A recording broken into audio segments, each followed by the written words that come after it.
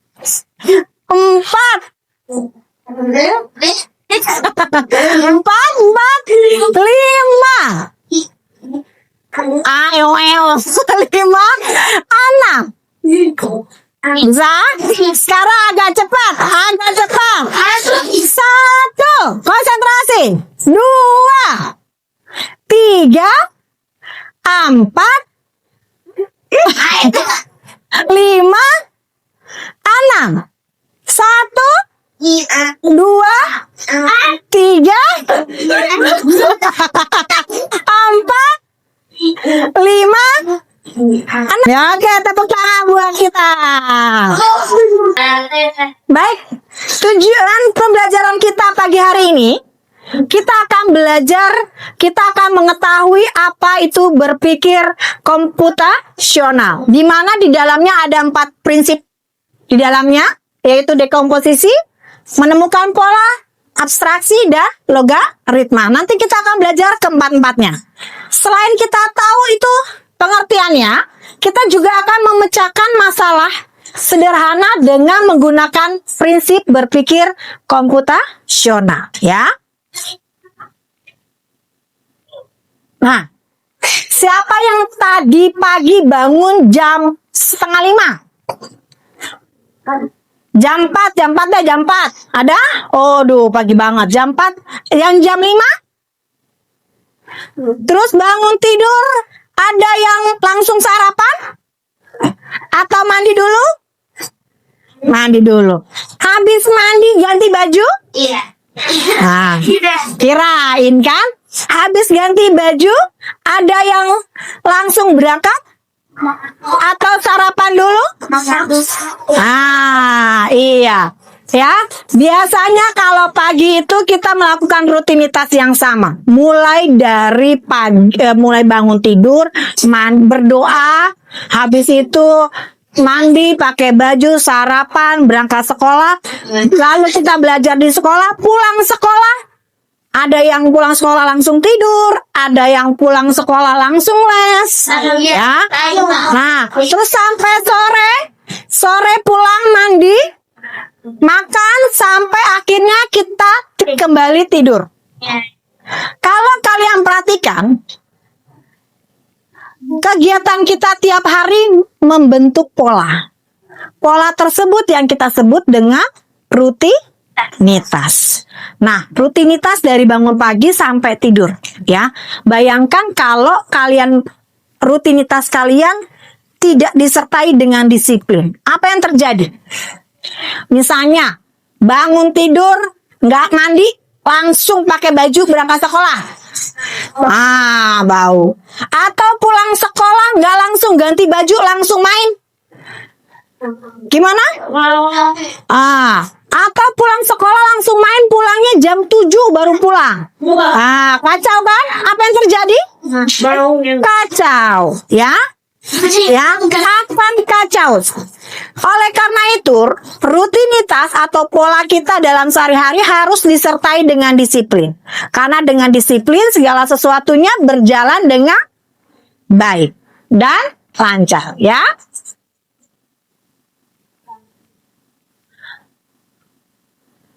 Nah, hari ini kita mau belajar tentang berpikir komputasional. Kalau kalian mendengar kata komputasional, itu yang ada di bayangan kalian adalah komputer, robot, ya. Nah, tapi di sini berpikir komputasional bukan berarti berpikir dengan cara komputer, bukan. Maksudnya di sini adalah berpikir secara cerdas, teratur, dan logis. Ya, misalnya di sini, bagaimana kita punya masalah, bagaimana supaya kita tidak terlambat sekolah? Mulailah kalian melihat apa? Pola kalian. Mulai dari bangun tidur, terus mandi, berdoa dulu, mandi, terus sarapan. Nah, kira-kira kalau kalian membereskan bukunya pagi-pagi sempat nggak? Enggak. Nah, apa yang kalian lakukan? Beresin malam. Nah, itu berpikir secara komputasional. Di dalam berpikir komputasional ini ada 4 prinsip. Ada 4 prinsip dasar. Ya. Yang pertama, dekomposisi, yaitu membagi masalah. Yang kedua, mencari pola masalah atau pengenalan pola. Yang ketiga, abstraksi atau memilah informasi yang penting. Dan yang terakhir, berpikir logaritma, menyusun langkah menyelesaikan masalah. Ya, nanti kita lihat mulai dari satu persatu. Yang pertama, dekomposisi. Maksud dekomposisi di sini adalah memecah masalah kompleks menjadi bagian-bagian yang lebih kecil dan mudah dikelola atau bisa dipahami dengan sederhana sebagai pemecah masalah besar menjadi bagian yang lebih kecil. Nah, di sini ada contohnya. Misalnya kalian ingin ulang tahun. Ketika kalian merencanakan ulang tahun, pengennya pasti suasananya meriah, tamunya banyak, kadonya banyak, bener nggak? Makanannya banyak, ya. Untuk bisa menciptakan pesta yang meriah, pasti butuh persiapan, betul ya? Apa yang kira-kira yang pertama kali kita siapkan? Menyusun undangan, apalagi? Pikirkan juga dekorasinya, apalagi? Makanannya, beli kuenya di mana? Pakai baju apa? Ya. Jadi supaya pestanya bisa berjalan dengan baik, kita harus bagi-bagi nih, siapa yang bagiannya masak, siapa yang kebagian bikin kue, siapa yang nyiapin ruangan, siapa yang nyusun balon-balon, ya. Supaya apa? Supaya semuanya bisa dikerjakan dengan baik, ya. Tidak hanya untuk pesta ulang tahun, kegiatan sekolah pun seperti itu. Kalau kita sebentar lagi mau ada lomba apa? BKSN. Itu kan suatu acara, ya kan? Nah, Bapak Ibu guru juga seperti itu. Bapak Ibu guru menyusun panitia kecil. Ada yang seksi acara, ada yang bagian hadiah, ada bagian dokumentasi. Itu dilakukan supaya kegiatan bisa berjalan dengan baik, ya, supaya tidak berat, ya, harus dibagi-bagi. Selanjutnya, pengenalan pola. Ini konsep yang kedua. Pengenalan pola berarti mengidentifikasi kesamaan pola dalam berbagai permasalahan untuk menentukan solusi yang tepat yang dapat diterapkan kembali. Tadi di awal sudah Bu Catherine kasih contoh jadwal harian kalian, rutinitas kalian, itu juga merupakan suatu pola. Contoh lain, misalnya bis sekolah. Kalian ada di sini naik bis? Gak ada ya? Gak ada. Kalau di rumah Bu Catherine ada namanya bis kita, itu rutenya dari rumah Bu Catherine sampai Sumarekon. Nah ya, bis kita itu ada halte-haltenya. Pemberhentian pertama di perumahan Vida, pemberhentian kedua di SD ini, pemberhentian ketiga di pasar, seterusnya sampai di tujuan akhir Sumarekon. Itu juga termasuk pola. Jadi kita tahu nih, kalau kita mau ke Giant, ya, kalau kita mau ke Giant naik bis kita turun di halte mana, ya kan? Nah, itu pengenalan pola. Kalau mau ke MM nih, halte terdekat di mana? Nah, supaya kita nggak kesasar. Kalau kita nggak tahu polanya, kita nyasar. Kita mau ke Sumarekon, tapi kita turunnya di Jogja. Jauh banget di Jogja ya. Nah, kalau kita nggak tahu polanya, kita bisa nyasar. Ya, contoh lain. Misalnya kalian diminta mama ke warung. Nah, ya. Disuruh ke warung, disuruh beli permen. Harga satu permen 500 rupiah. Kalian disuruh beli 2.000. Berarti uangnya berapa? 2.000. Itu juga contoh pola. Jadi satu permen 500, 2 permen 1.000, 3 permen 1.500, 4 permen 2.000. Itu contoh pengenalan pola, ya. Polanya ada. Lanjut. Yang ketiga. Abstraksi. Abstraksi adalah menyaring informasi yang tidak relevan, yang tidak penting maksudnya, dan hanya mengambil bagian yang penting untuk menyelesaikan masalah. Dengan kata lain, hanya berfokus pada informasi yang penting dan menyaring detail yang tidak relevan. Misalnya gini, misalnya kita mau masak nasi goreng, ya harus kita fokuskan apa yang pertama? Kita siapkan bahannya. Ada nasi, ada kecap, ada bawang. Selain bahannya, apa lagi yang kita siapkan? Alatnya. Lalu apa lagi? Resepnya, cara masaknya. Ya. Nah, kira-kira kalau kita masak nasi goreng yang tidak penting apa? Yang nggak penting. Hah? Misalnya yang tidak penting, merek kecapnya, merek pancinya, merek kompornya, penting nggak itu?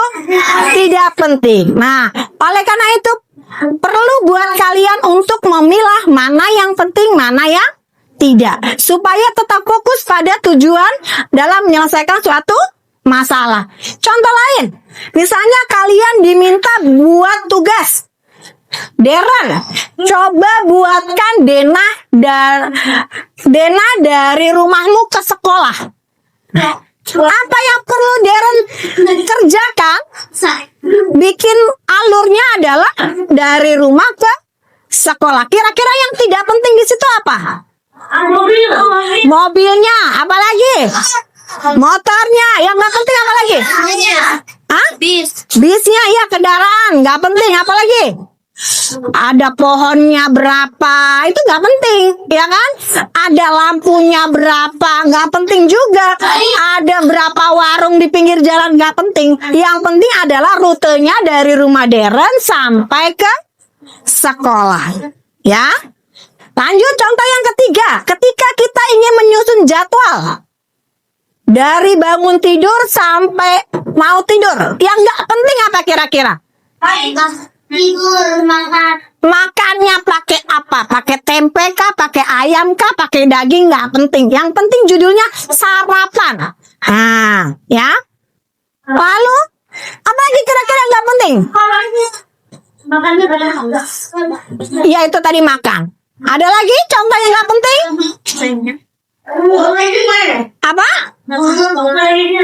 Warna spraynya. Oke, kalau mau tidur spraynya warna apa itu nggak penting. Yang penting judulnya tidur siang. Yang penting judulnya tidur malam. Apalagi? Ya, oke, merek kecil juga nggak penting, ya. Oke, udah cukup. Jadi fokus sama tujuannya. Jangan mudah terdistraksi, jangan mudah tergoyahkan dengan hal-hal yang tidak penting supaya kita fokus. Lanjut yang terakhir, berpikir algoritma. Di sini adalah algoritma adalah menyusun langkah-langkah, instruksi atau prosedur yang sistematis untuk menyelesaikan masalah. Di sini menyusun langkah-langkah. Contoh yang pertama itu gambar apa? Sandwich, ya. Untuk membuat sandwich, kita perlu menyusun langkah-langkahnya. Yang pertama, yang paling bawah kita siapin adalah rotinya. Di atas roti ada sayuran, boleh sawi, boleh tomat, atau yang suka daging boleh tambahin daging. Mayones, keju, dan di atasnya ditutup dengan roti lagi. Ini perlu dilakukan dengan sistematis, karena kalau kita ngasal, misalnya di bawahnya daun, bisa nggak jadi sandwich nantinya, ya. Jadi yang paling bawah harus roti, yang paling atas juga harus roti. Nah, contoh lain, kalian tahu ini nggak? Apa? Origami. Kalau membuat origami, penting kan ikutin step by stepnya. Yang pertama kita lipat dulu, yang kedua lipat yang lain, ya. Kalau kita tidak sesuai dengan prosedur, apa yang terjadi? Jadi nggak? Tidak jadi. Yang tadinya mau bikin burung bisa jadi bentuk ayam. Ayam, bentuk lain, ya. Jadi harus sesuai dengan prosedur. Begitu juga misalnya kita mau bikin bangun gedung, rumah, ya. Kita mulai dulu dari atapnya. Kalau gambar, ya. Gambar kita buat atapnya dulu, temboknya dulu, terakhir di bagian pintu, jendela dan lain sebagainya, ya. Sampai sini ada pertanyaan? Tidak ada? Tidak ada? Oke, kalau tidak ada, Bu Katri mau berikan tugas hari ini. Kalau tadi kita sudah mengenal pola, jadi hari ini Bu Katri mau berikan tugas. Di sini ada warna, sebentar. Bu Katri tampilkan dulu. Ya. Di sini ada pohon yang di dalamnya ada penjumlahan. Tugas kalian hitung penjumlahannya. Kalau hasil penjumlahannya angka 11, berarti warnanya hitam. Kalau jumlah angkanya 12, warnanya putih. Seterusnya sampai warna kuning, sampai hasilnya 20. Paham cara mengerjakannya? Paham ya? Bu Katri bagikan ya.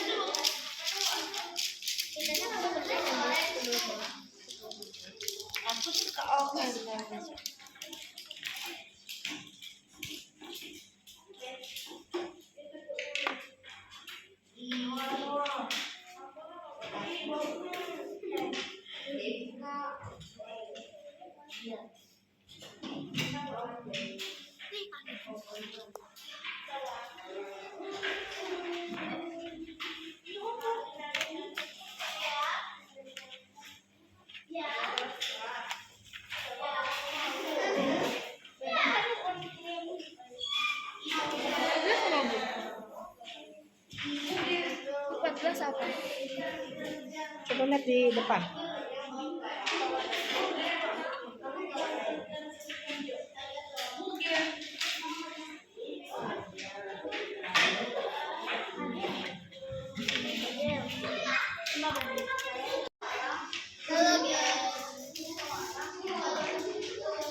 Cepetan.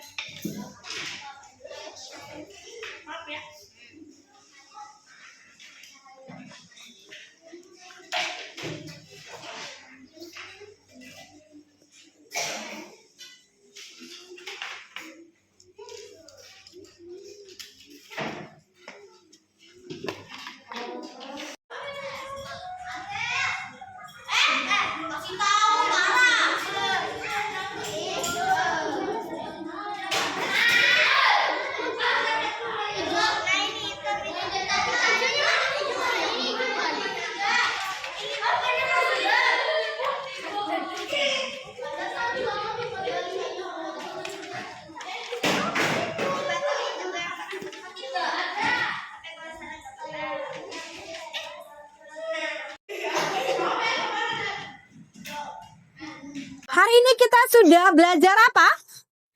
Kita hari ini udah belajar tentang coding dan kecerdasan artifisial. Apa yang sudah kita pelajari hari ini? Apa itu berpikir komputasional? Lalu kita sudah belajar prinsip-prinsipnya, ya kan? Jadi apa yang dimaksud dengan berpikir komputasional? Oke, berpikir secara cerdas, teratur, dan logis untuk menyelesaikan masalah yang rumit. Pemecahan masalah di sini artinya adalah mencari cara terbaik untuk menyelesaikan masalah tersebut, ya. Masalah-masalah tersebut bisa diatasi dengan prinsip berpikir komputasional, yaitu tadi dekomposisi, pengenalan pola, abstraksi, dan berpikir logaritma, ya. Sekarang Bu Katri mau tanya. Jadi, apa manfaat menggunakan prinsip berpikir komputasional? Coba Bu Katri mau dengar jawaban dari Tania. Jadi apa manfaatnya, Tania? Manfaat kalau kita berpikir menggunakan prinsip komputasional. Manfaatnya apa? Bisa menyelesaikan masalah. Apakah kita bisa pakai ini dalam kehidupan sehari-hari? Bisa. Misalnya tadi dengan apa? Misalnya kalau kita mau ngapain? Nyusun jadwal. Apalagi? Rutinitas tidur. Rutinitas sehari-hari. Betul. Apalagi? Nyusun acara. Merencanakan liburan. Ya? Oke. Jadi, sekian pembelajaran coding hari ini. Kita akhiri dengan doa. Siapa yang pimpin doa tadi? Gaby, yuk, Gaby. Gaby, itu Gaby.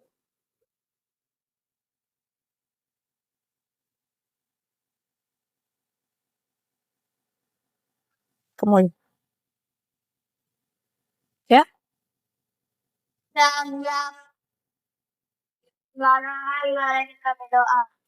Dalam nama Bapa dan Putra dan Roh Kudus. Amin.